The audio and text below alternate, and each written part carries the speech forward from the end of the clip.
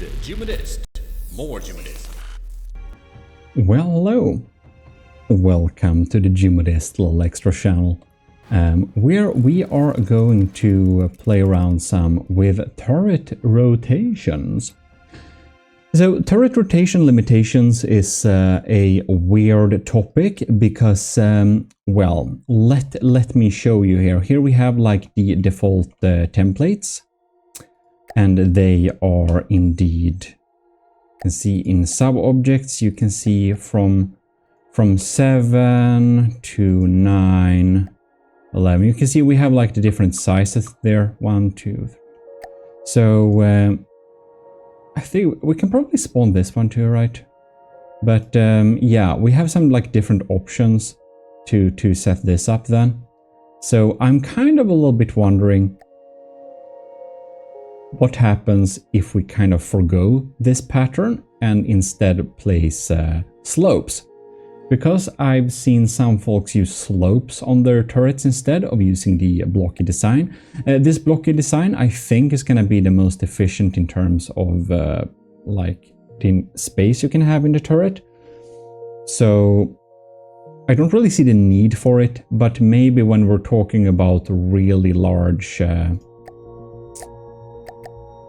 turrets or maybe really small turrets, it can make a difference. So I of course, you already know this, but I already have my little template, gonna be part of the Mark III platform as well, of course. And this basically tells you more turret sizes than available. This is already available for the commissioned officers, by the way, so big thank you to all of the commissioned officers who are supporting the channel. But in any case, I'm thinking perhaps if we're doing small turrets, we can make it more like space efficient if we use these blocks. So I built a little bit to play around and make a pattern to find where we can maybe make a turret that is more interior space or something like that. I don't know. In any case, if we just check here on the outside of the block, you can see this one is actually colliding. But this one isn't colliding. So this is like the first point I want to take up. We can actually block that space, it seems, with one part of a 3-meter slope. As of this thing here, it looks like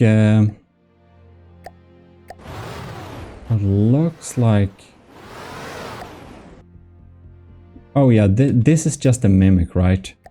Yeah, this is just a little mimic. This thing, however, blocks it. We need to replace that one, right? This is interesting. So I'm just trying to find out. You can see this one seems to be blocking, and this one seems not to be blocking. So this is like this. If we replace this by a normal block, we can go through. We just can't cover up that piece here. So, say that we had all of this space. What if we take a slope? I don't know if it works with slope or like any block. And we have it like this. Now we are actually covering this space. This space is open. Look at that. Now we can rotate freely. So this is weird. It doesn't work when we are having a 2. So it's too close. But when we're having a 3, let's test the 3. We can rotate freely with a 3 as well. Very interesting. But when we go to a 2, we are suddenly blockaded. I don't know how it calculates this, because you can see we have a kind of the origin of the block highlighted. So wonder what happens if we do the same with a 4-meter beam. So we technically block this. Yeah, it detects it as a collision. Whoops. So then I'm kind of wondering what happens if we use appliques. This is kind of a shorter block, right? No, the applique will collide. So we can't have that, but what if we have a applique slope? That works, okay. Then a applique slope 2 meter should work, right? Yeah, that works. In that case, can we put a small applique into this space? Oh, I put it on the wrong area. Right, building on the turret, like that. We can. Interesting. In that case, if we can have a applique here, just to confirm, can we have a... No, we can't have a slope there. What if we want a era slope? Can we have an era slope here? No, we can't. Only applique. Interesting. So then, what happens if we go with this kind of thing? We are collided. And if we just have like a piece like that, yeah, that fits. So possibly when you're building very small turrets, maybe you can have applique or even metal plates. Let's test if metal plates work here. Yeah, that works around. All right. And here then? Weird. I'm not sure I'm a big fan of armoring turrets like this. It's just... I like to keep to the blocky pattern because it makes it a bit more simple, but it's interesting to know at least. So, from my seeing here, the 2 meter one does block it, but if we use... What happens if we use a 4 meter one that's actually going into... Okay, that blocks it completely. 3 meter one. Oh, in this case the 3 meter one doesn't work. Why? So we have to have a 4 meter one here, is it? That's strange. You can see this one is blocking. Oh, look at that. If we use the 3 meter one and have it there, then we could obviously have a 4 meter one and have it here. I wonder if there is any difference if we use the square corners like this. No, doesn't work. What about the wedge fronts? Doesn't work. And if we're talking applique slopes, works. 2 meter. That one collides. All right. Yeah, I'm not exactly... Oh, no, this one actually collides. Just exactly collides. Kind of annoying. What about 3.5 then? Collide there. Does this? No, this works. Yeah, it's like piecing together some type of understanding on how it blocks the blocks like that. For large turrets, I think it may be pretty useless because you need to have some armor. But for really small turrets, it might be something to take into account. Because here you can see I have started to develop some turret armor for a 7 meter turret. And in this case, this block works, you know. It did kind of block this movement, which is super weird. Whoops. As you can see, this one is getting blocked. But when we come to this little small turret, suddenly it just works. So yeah, which may be a useful thing if we want to put some basic armor on turrets. We can kind of do so. I'm not sure I'm a fan of it either way, to be honest, but I really see the tight spaces we can fit here by just having like this. So as you can see, we can basically armor this thing up with a very thin sheet. And the cool thing, if we do it like this, we're actually gonna leave a square pattern in the middle, which can be pretty useful to put armor on. If we want like a really armored 3x3 turret, we can do that. Or of course, if we have a 5x5 pattern of some Tetris of some kind, that could be utilized too. Yeah. And taking this further, you can see I spawned a 4-meter beam here. That is of course because this may work. And I don't know why I say this, but of course it does. It's like from the depth shenanigans for you. And if we do it like that, yeah. So we can use the, wait a minute. The slopes work, right? Do full blocks work? No, they don't. But it seems that just regular old slopes may do the same here. Yeah, they do. Yeah, I think this is weird. I'm kind of afraid that I'll build turret with this and they patched away very soon too. Anyway, let's just try and like this. This seems to be the best setup according to me. If we have 3 and 2 like this, go all the way around, then we can kind of minimize the blocks having a pretty thin sheet of armor but still have it very neat and covering. Yeah, I like that. And in actuality, probably the 4-meter one is even better. What if we have the 4-meter offset? Whoops. So if we put the 4-meter offset here, which is obviously 5x5, it will block. Something I'm a little bit curious about is, what if we put these in the wrong direction? Okay. Sometimes you don't know if From the Depth is actually looking at stuff like that. It may or it may not.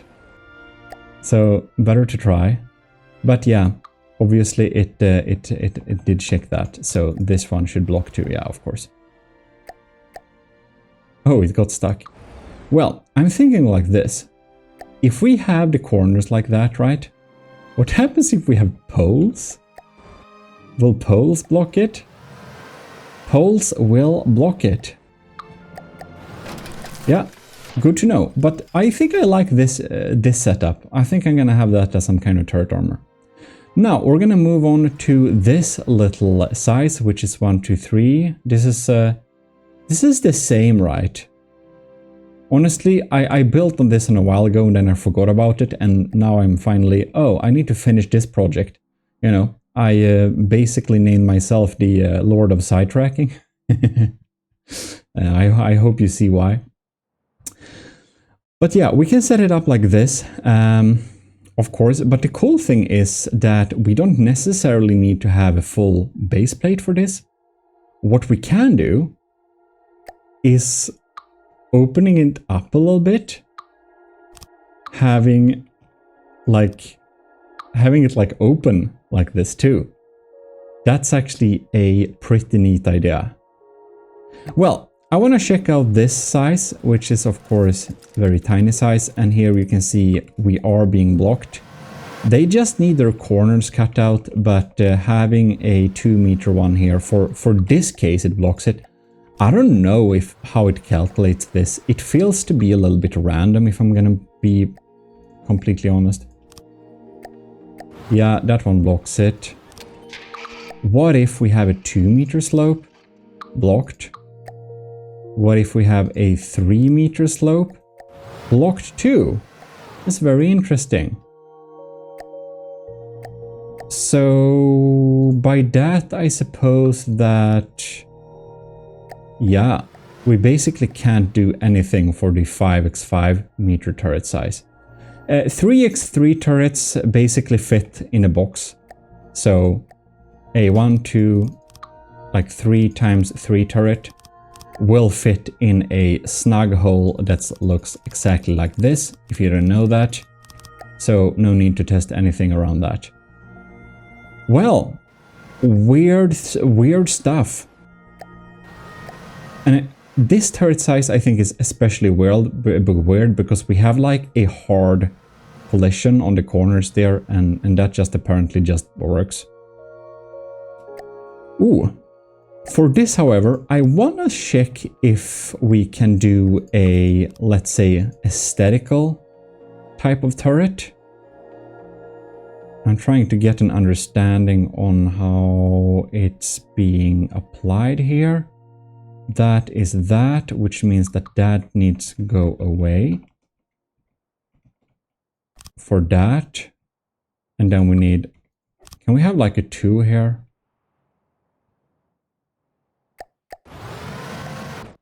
Yeah, so this is like a neat way to do a round-ish turret. But the angle you get from this... I mean, the benefit is pretty small, to be honest. I don't really see a proper use case. Like, if you have a sheet of heavy armor, yeah, maybe. Because you're not winning that much space. Let's actually calculate. Now, I don't know why I have a 3-1 for that. Because apparently it was enough with the 2. And if I have this, it will collide. If I have this, it will not collide. If I have this, it will collide. If I have this, it will not collide. And even if I have this, it will... This will collide, right? No. It will not collide. That's strange because... And now it collides. All right. Well, okay. I think this is just weird. I don't know. But let's just compare it. How much free space do we get for each like quadrant? Let's just draw a line here and calculate the spaces in between. So we're just gonna draw a line there. So, hypothetically, how much space can be used for the interiors? I'm just gonna look at that, so I'm gonna color the sides here, right? If we want the covering sheet, basically, it looks like that, right? And it will be the same in the yellow and green here. So, yeah, I'm just gonna calculate. And 41. I get this surface to 41. So let's do this. 1, 2, 3, 4, 5, 6, 7. 37. So yeah, we do have a considerably larger area there. 37. It's a few blocks more, but yeah. Maybe it's worth it. I don't know. They will have less health, of course, this type of armor. So I'm not sure there are too many benefits. But if you want to have a really thin shell onto your cram can or whatever, like a thin sheet of metal, like to not get killed by the smallest fragments or the tiniest laser to catch you on fire, maybe it can be worth it. But yeah, I think I'm only going to bother actually with this tiny turret. Yeah, that's probably the only like actual use case I feel this actually has, because then we can make a decent turret armor, and we can actually compare the sizes, the size difference for these two using sub objects. This is the 7x7. So if this was, whoops, I'm just gonna count the space here.